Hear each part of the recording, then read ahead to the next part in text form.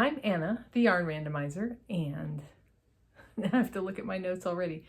And this is episode 22 of my little knitting recordings, podcast, whatever you want to call these. And this is a knitting podcast. Let's see, and I wanted to say welcome to people who've been watching regularly, or welcome back. And for folks who've just stumbled upon my podcast, glad to have you here. Hope you find something interesting and that you enjoy. And finally, or not finally, but the other details you always have to go over at the beginning of one of these. Oh, it is the 20th of April, Saturday. And I usually try to get these up the next day, but I'm recording a little later than usual, and we'll see how that works out. And then you'll find me on Instagram as original.annasender, and on Ravelry as the Yarn Randomizer, and also for Gmail, the Yarn Randomizer. I also have a post office box down there so that I have a return address for when I send things out and that kind of stuff. Otherwise, I think... Oh yes, and I have to do the usual obligatories. Please like and subscribe if you enjoy this and stuff. And, you know, any comments about stuff that we cover or anything would be greatly appreciated. And let's just get right down to it. So I don't like to make people wait. And so I promised to give away, and again, I end up having the skein tucked away somewhere where I can't grab it right now. But I had this skein of, it was worsted weight, fiber seed sprout worsted in the color, a really beautiful color, orchid. Now I'll put up a picture there of it. And so I was doing the giveaway and picked from one of the comments, our little keyword was orchid. And so it is, make sure I get this right, Teresa Knitting Dancer 9052. So if that's you, email me at my Gmail address down below and we'll figure out how to get that skein of yarn to you. So that's it. So that's the giveaway. That's done. And we'll get down to, first what I'm wearing, a little bit loud. So this is my Dingley Dell. It's a pattern by Isabel Kramer, and I finished this, I think, somewhat early last year. And this came out of, I'm trying to remember which of these two yarns, but the two yarns are Emma's yarn Hellehank, and this is Woolmy's Rohrplatz, Woolmy's 100% Merino is this other color, and this is the orange is Florida Zest, and the Woolmy's color is Femme Fatale. And so what happened was one of these colors got picked. I think it was the Woolmy's. And again, I'm kind of in the mode of making sweaters when I can. And so both of these hanks of yarn, instead of being 100 gram balls of fingering weight, were 150 gram balls of fingering weight. And I figured between the two of them, I could squeak out a sweater. And I did. So I made this Dingley Dell, and it's sort of considered a rugby style striped shirt, and it's fairly cropped. And now I've made some changes to the sweater.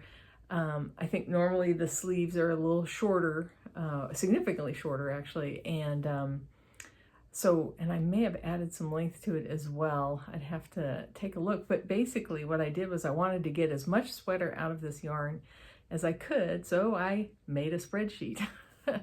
And I actually made multiple potential versions of the sweater in the spreadsheet where I had extra color repeats on the arms or down below, and tried to figure out what combination I could get. And so I ended up going with this cropped, and it's not incredibly cropped. I think it's reasonable length. Yeah, down to there. Yep, you'll see I'm wearing my camo yoga pants. But and then what I want is, I'm really a big fan of elbow length shirts and stuff, and I like that for the shorter sleeve sweaters too.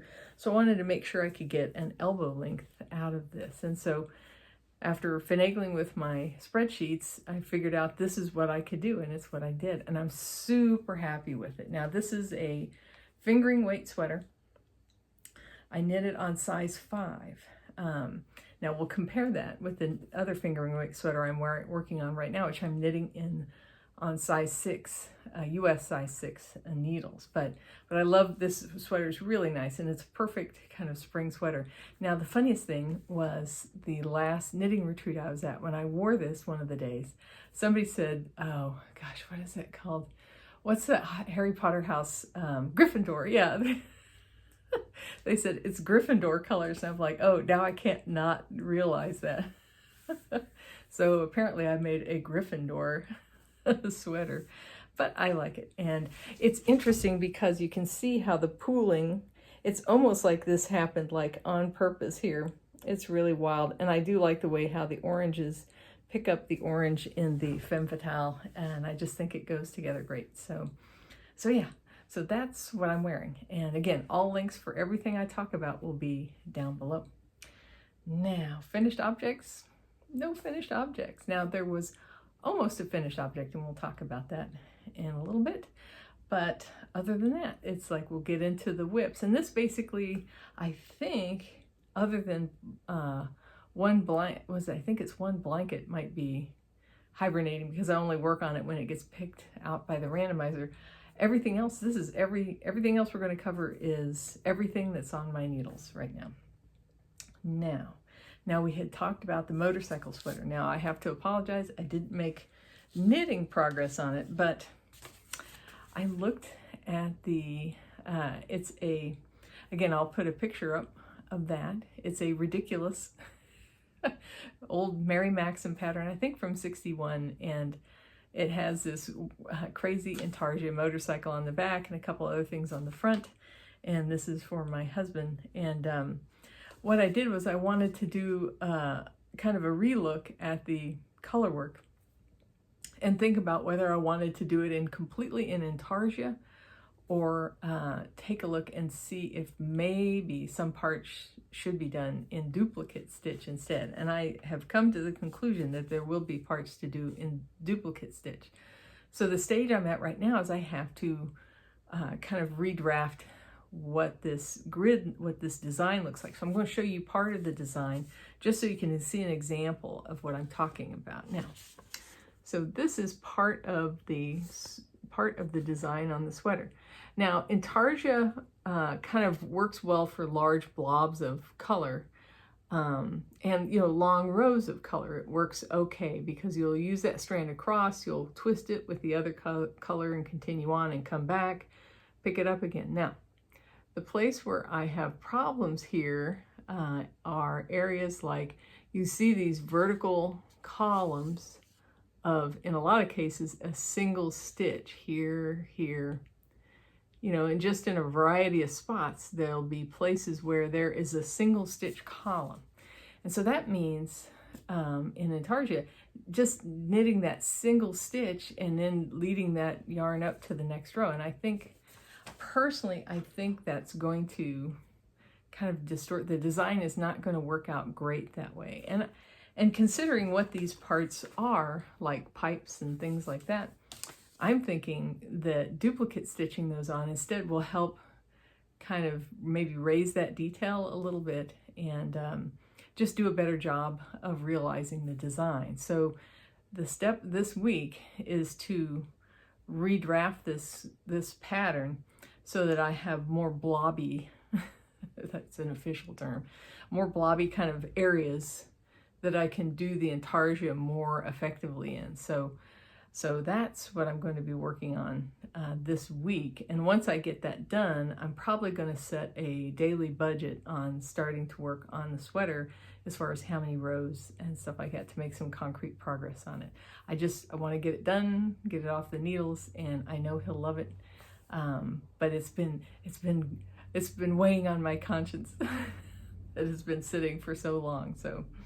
So that's what's going on with the motorcycle sweater. Now, next thing is, now this is my little board where I hang stuff, and I've expanded this recently, and so I have other things I have up there now, but I hang my project bags up there in a lot of cases. And so the next thing to talk about is my Slipstravaganza blanket. And I'm actually I think I worked ahead a little bit just because for a while this knitting was my only plain knitting. Now, it's not the easiest thing to carry around, but I had, you know, like a sweater with sleeves with decreases on it. I had the top shoulders I had to finish on this other thing, and so basically everything was in a state where it wasn't incredibly portable or easy to do as far as like TV watching, knitting, and that kind of stuff. So I ended up working ahead on this a little bit. And so I am into the bubble stitch at the edge, and so you can see now I have completed, so there's one full repeat there. Now I'm about halfway or more than halfway through the next repeat. I have one more row of pink before I start with this cotton candy, before I start with the cherry again. And so yeah, and the bubble stitch definition is coming out really nice. You can see it there. On the first row, sometimes I feel like there's some that don't pop quite the same, but it'll be interesting to see what happens when it's blocked. But there it is, and this thing is definitely, it completely covers me up. But I'm loving this project. I'm really enjoying it, and it's really fun doing the bubble stitch since you only have one row that requires work and the rest of them are just stockinette stitch. You can see what the back looks like here. And so it has just been so much fun to work on. So this is made with this Langkava My Neo. I'm not pronouncing that correctly, but basically Langkava's DK. And it's a 75% wool, 25% nylon DK that they have. And I get that from Finished Knits.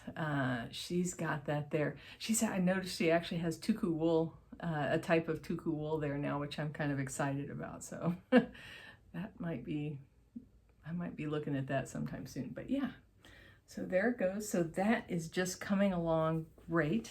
And I just love this project. And I love having the kind of bite-sized, you know, very easy to maintain schedule of doing that through the year. So it's about it's between 500 and 600 stitches a day, which when you say that sounds like a lot, but then when you say, well, that's like less than 10 rows around a sock, you know, kind of thing. And it's very reasonable to get that done, to get this complete. So the daily requirement on this is not bad. And so it continues. And so I'll keep bringing that up each time. I need to do a picture and post it because I was posting basically every 10% onto Instagram and stuff. So I actually need to take a picture because I just got past 30%. So it is 30% done now, which is pretty cool. Now, the next one is my Ravello. So sometimes when I hit Sleeve Island, it's sort of like hitting that speed bump a little bit, because you know there's always that process of needing to pick up the sleeve and everything like that. And I find what happens with me is there'll be that initial like a little bit of resistance, and then once I pick up the sleeve, it kind of zooms along. Now I'll be honest, I think I had the sleeve picked up last time, but I didn't pick it up and really work on it until a couple of days ago. But I made really good progress. So, and I think, I'm going to say this now and probably regret it, but I think I will have this sweater finished next time. So here you can see the first sleeve and how many stripes I'm doing, and then it's switching over to the variegated at the bottom of the sleeve. So I've still got a little ways to go to get down to the cuff and make the cuff, but I'm really happy with how that's coming out. And so really all I have to do is get that next sleeve picked up. I'm going to finish this one here. That's going to be my focus, is finishing this sleeve as soon as possible, and then getting the next one picked up and kind of zip along on it. Now, in contrast, so this is a fingering weight sweater knit on size 5 US needles, and this is a fingering weight sweater knit on size 6. Now I'm really curious to see how it does when it's soaked and blocked, because I feel like there's a little bit of, you know, looks uneven, and I think blocking will typically sort that out, because it definitely, this sweater ended up looking just fine. So we'll see and stuff, but I'm very, very happy with that, and happy with how the sleeve designs coming on. Now, there's one other thing to talk about here. So you'll notice here, I am doing magic loop on these to do these sleeves. And I have come to the conclusion for small circumference, particularly finer yarns, I do not like doing magic loop that much. And this is effectively, this is sort of almost the size of a sock at this point, as far as how many stitches around. It's going to get down to that. And so I made a command decision. I actually have in my, these are my Addies, my Addie Turbo Interchangeables, or just Addie Interchangeable. I really love these needles, and they're, oh, work so nice. You know, the perfect needle for me would be Addie tips and Chowgu cords, if you could somehow morph those two things together. But really like these needles. They're very fast. They're very slick. I like working with these.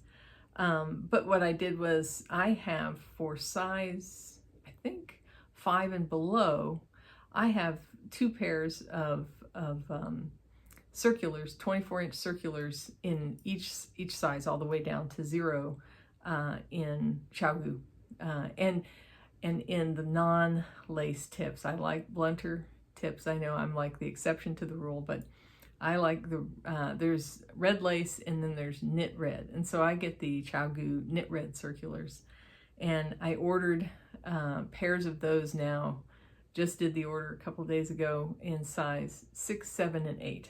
So that I have 2 circulars of each of those sizes. And when and this is, I'm going to be breaking a cardinal rule of knitting, is changing my needle. We'll see what happens. But I'm going to switch over to the pairs of circulars instead of doing this magic loop, because I've just decided that's how it's going to be going forward. On larger circumference, I don't mind doing magic loop that much, but for some reason with this small amount of stitches and this loop and everything, it just feels so fiddly. And I am so much of a 2 circular knitter for socks that I feel like it'll just be a better fit for me. Work better for me. So that's it. So that's the update on my Ravello, and my challenge to myself is to have this done for next time. So we'll see if I haven't got a complete Ravello for next time, but I'm loving the colors. And those colors are the fluorescent green and the variegated purple are from Mandy's Makings, her sock yarn, in her share a pair set. It's a share a pair set that she does. And then the bottom, this incredible purple here, is Lorna's Laces Grapevine, I think is what it's called. And I used almost every bit of that yarn for the bottom of the sweater. So I'm really happy with how that's coming out. All right, next is the Harvey Wallbanger. So last episode, I was just about done with the front, and I'm actually finished. Oop, and I have to apologize, I've got some yarn attached to this. I'm finished with the front. And so you can see all those, I can peek right through here. And so you can see all those great purples and the different greens. And this really just amazing texture pattern. It just turns out so nice. It's just such a nice pattern. And it's a quick knit. I mean, this is worsted weight yarn. This goes along. It's a super easy pattern to memorize and everything. I'm doing things a little different up here at the top. She has you cast off this center set of stitches here and these 2 shoulders. And I decided I would keep them on the needles. And I've kept the yarn attached on both sides here, because I'm going to experiment with casting it off together, doing a 3 needle bind off, trying to decide if I want to add an extra row, do them together on the inside, do them on the outside. I'm thinking about it. I'm thinking I'll do them on the inside, but I may need an extra row to get things to work out the way they should, but planning on doing that. So I've got the front complete, and now I am working on the back. And it's basically identical to the front. It just goes up a little bit further before you get any shaping in there. And here's the back so far. And I did a good chunk of this today. And you know what was interesting? I had debated about talking about this or not. These were yarns from my mom's, a lot of these are yarns from my mom's stash. And when I first brought my mom's yarns back here, within a day or so, I actually saw a moth that was definitely not a pantry moth. Now, I do have some battles with pantry moths out here. We had a bag of birdseed, brought them into the house, and I've been battling them ever since. And so I've been slowly sealing up everything that has stuff they like to consume and everything. And I've almost got it licked, although I did see, I think I caught one in a trap the other day. But I spotted what I was pretty sure was a wool moth, and I went how to describe it? I just went after it. I mean, I went and sealed most of my wool is stored in boxes in Ziploc bags, so everything's sealed up. And when I do a stash toss, which is something recommended by Stephanie Pearl McPhee twice a year, in the spring and in the fall. And I always go through and I inspect every Ziploc bag, look at every yarn, that kind of stuff. And so I've never had any problems. But when I brought my mom's yarn back, I did not take that one step of putting it into the freezer, which I typically do for yarn that I'm getting from another person versus a store or that kind of thing. So, so I went after everything, put all mom's yarn in the freezer, made sure everything was sealed up, put out traps and that kind of stuff. And so I think I caught a couple, and then that was that. And then I keep putting traps out, but I haven't caught any in a long time. And all the yarn is sealed up. When I did my spring stash toss, there were no signs of any wool moth problems anywhere. But as I was knitting this back, I came to an area in the black yarn, and you'll see here I've got a couple of extra strands where I had to cut the yarn because it was eaten through for sure in a couple of spots there in the ball. And so yeah, I'm pretty certain that that's where my problems came from. And so, in those facilities, kind of nursing care facilities and that kind of stuff, I'm sure, folks, have lots of, have yarn and that kind of stuff, that the controlling for keeping critters from getting in and out of there, depending on other people's wardrobes and stuff like that, is probably more of a problem. So, but I've completely conquered it here, but I'm living with the after effects a little bit. So I had to cut a section out of the yarn to continue using it. All right, so that is the Harvey Wallbanger, and that's the Coleman. And the more I knit the sweater and the more I look at some of her other designs, the more of her stuff I want to knit. I really, really like her designs. Now, let's see, the next thing. Oh, yes, my Jimmy Bean's Wool Yearlong shawl. So I was hoping to get caught up this time, but I did not. I did not dedicate myself to this completely, but I did finish. So the way this works is you knit two triangles, an upper and a lower triangle, that'll be picked up from and knit out from to make a rectangular shaped shawl. And I have finished one of those triangles. So let me pull that out of here. And this is in, let's see, I want to make sure I have the yarn. This is in, Hedgehog Fibers Oh So Fine, and this is really nice yarn. But here is the first triangle, and it's got some really interesting stitches. You've got this interesting effect here with these long slip stitch sections with this little triple, I think it's maybe purl 3 together as these kind of attachment points, and then you've got some slip stitches over reverse stockinette, and then you've got a lacy bit up here, and it's just looking really nice. This is the mellow colorway for that project from Jimmy Bean's Wool, and the links to that will be down below.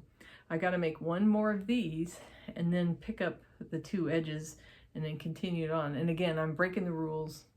They have you cast off this triangle and then pick up stitches. I'm not crazy about that idea, so I'm keeping the stitches on there live, and I will work out how to deal with that when I pick up the stitches to continue the rest of the shawl. So yeah, that's working out very nicely. It'll be a lovely wrap when it's done, but I got to get the next triangle done. So I'm going to focus on getting that done before next episode. Maybe I'll get it attached and started for the stole itself. So there's that. Finally, if you've been watching my Instagram at all, I did my second emotional support chicken, but I'll tell you, I didn't sew it together and stuff it yet, but here you can see it. Ta-da! Let's see how much I can get that up there. It looks so cute. And this is a very patriotic looking chicken. So this is another kit from Knitting Tree LA. This is their Megshell Obama chicken, and so I've knit that up and finished everything, so it just needs to be seamed. I also have the where did I put, there it is. I have the belly section as well. That's done, and so this is basically ready to sew together. Now, the reason this isn't a finished object this week is because I had a couple of questions about my let's see, put that up there again. Yep, my emotional support chicken. And so somebody commented on, that it looked good, the seaming looked good, and they were wondering about how to do the seaming on this. Now, in the video, and I'll link the video below, for Knitting Tree LA, she actually does go over the seaming of the emotional support chicken, but I was thinking about recording a video of me seaming this bird up and then stuffing it. So we'll see about that. And then the other thing was, I had some folks comment on this seam that I have at the top of the tail feathers, where I'm doing a particular type of 3-needle bind off here. And so it comes through much flatter than your standard 3-needle bind off. I really like it. And so I may record a video for doing this for my next, what's this look like when you hold it up this way? I may do that, record that also. Maybe I'll put that all into one video as far as working on these chickens. So this is ready to be stuffed and everything. And what I wanted to bring up was, after knitting this one, I realized I have to make at least 2 more. So I had already shown folks this combo that I want to do out of some yarn from my stash. And so this will be another chicken when I get that together. And then I was looking through my stash and I realized I have some, oh, there goes the yarn. I have some Manos de Uruguay Maxima that's really nice. Now, if you've never, Maxima is probably one of my favorite yarns for knitting hats. It's just incredible. It feels great. It's a worsted single ply. And sometimes these yarns are almost like felted together. You have to peel it apart sometimes, but it really produces some of the most beautiful and soft, wonderful hats. And so I was looking at the skeins that I had, and this is one of the whole skeins I have of it. It is called, what is this? Oh, Fire is the name of this color. And I think this will make an interesting chicken. Now, the tricky part is I have some leftovers. Now I have some leftover yellow, which is kind of fluorescent, but I think will still work for a beak here of that. But the next question is what color to combine this with. And I would definitely like your input on this. Now, I have some camo that I could do the stripes with, and that might be an interesting contrast. I also have a gray that I could do the stripes with. And then I also have this scarlet that I could do stripes with. So I'd be interested to hear your opinions between, let's see if I can hold them all up together, these 3 and this orange. So we'll see what you think. But I definitely, this will be number 4 when I knit it. It'll be the 4th in the list. but that's 2 more emotional support chickens that'll be underway at some time or another. And again, these are all Christmas gifts, so they'll be ready in plenty of time for Christmas. And that reminds me, actually, I want to grab it right now, so I'm going to step away. All right. These back in here. Now, considering that I'm making all these emotional support chickens, I had pretty much run myself out of stuffing last time, and so I needed to pick some up. Well, I stopped by Joann's. You can see this is a ridiculously big container of polyfill, and this is 32 ounces of polyfill. And I got this for just, they had it on sale, so I got this entire bag of this for like just over $10. So if you're looking for stuff to fill your chickens with, highly recommend you check out Joann's. They had that on sale, and so I thought that was a super deal. It was way less than I've seen at a couple other places, and so I made a special trip to go pick that up last weekend. So that's it for works in progress now. And so next thing I usually cover is acquisitions, and there's not a whole lot to talk about. No yarn made it in here. But I did do a preparation for my Slipstravaganza blanket, which we went over. It's down there on the floor right now. At some point in the 7th section of the blanket, he recommends having like 160 stitch markers. Now, honest to goodness, I do have a lot of stitch markers in my drawer here, but not that many. And not that many of the needed size necessarily. And I know I could tie little loops of yarn or do that kind of thing, but I was thinking, you know, it'd be nice to have something consistent to use with the pattern on the needles.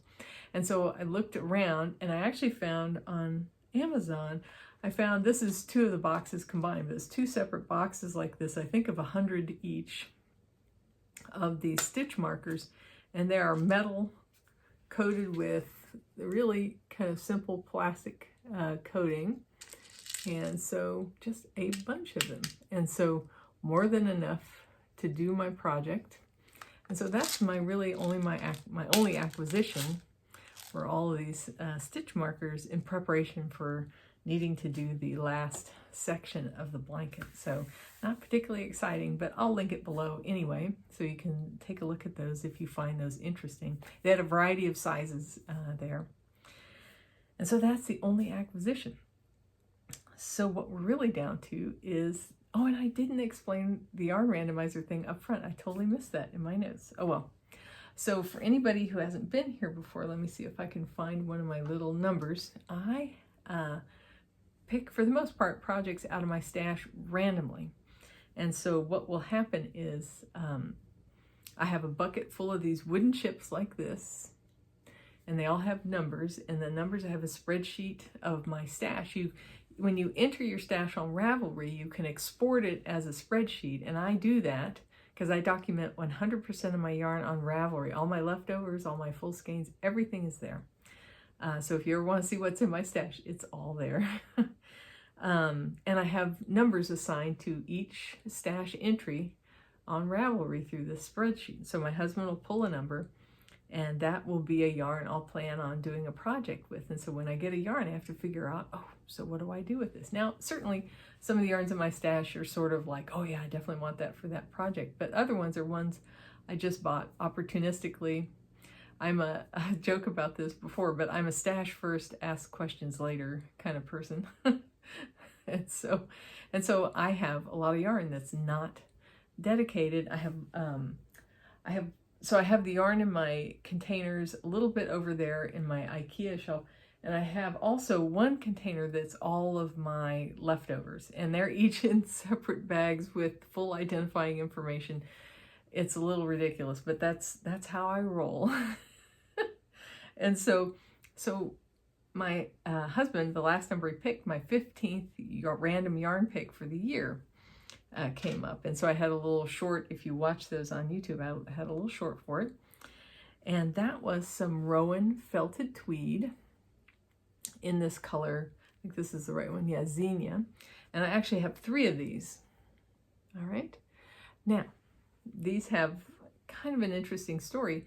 These were part of a kit from Jimmy Bean's Wool. Now, Jimmy Bean's Wool had this wool watcher thing. Sometimes they'd have special deals on stuff. Now, these were from one of their clubs or something like that. One year they had a scarf they made out of Rowan felted tweed, and this was one of the colors. Now, so this is zinnia.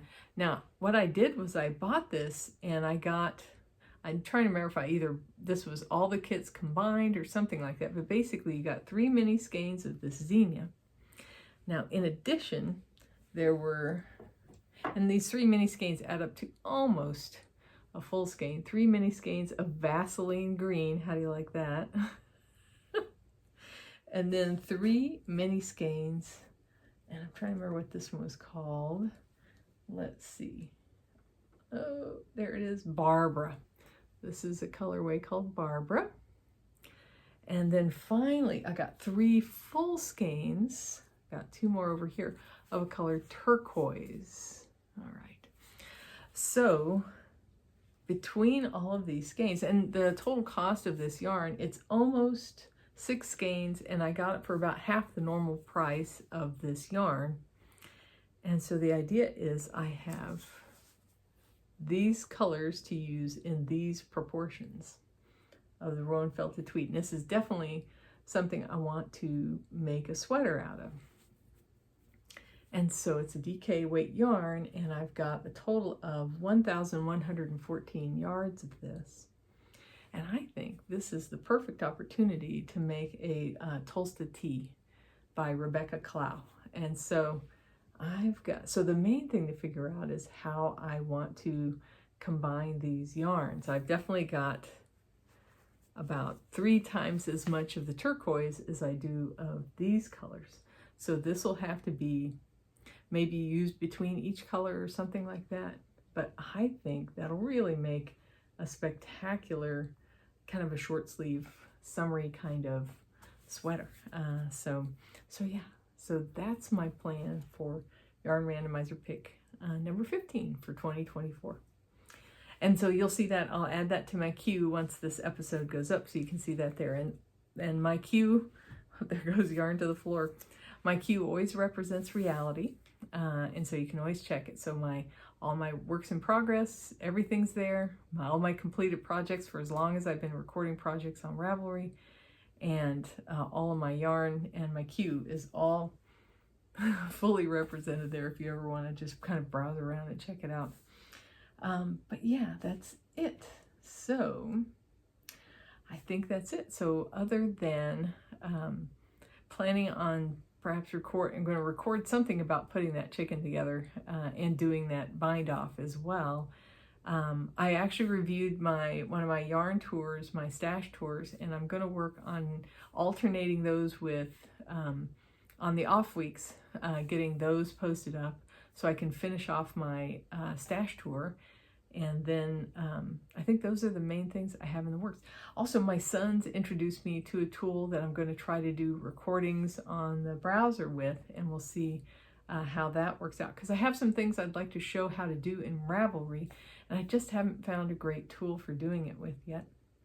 But other than that, that's everything that's been going on. And so I hope you're enjoying the weather, whether you're coming into spring or in the southern hemisphere going into the fall. You're getting into sweater weather down there soon. That's the kind of interesting thing to think about. It's always sweater weather somewhere.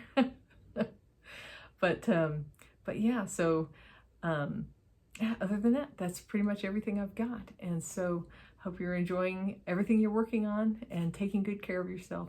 And I hope you're enjoying your knits.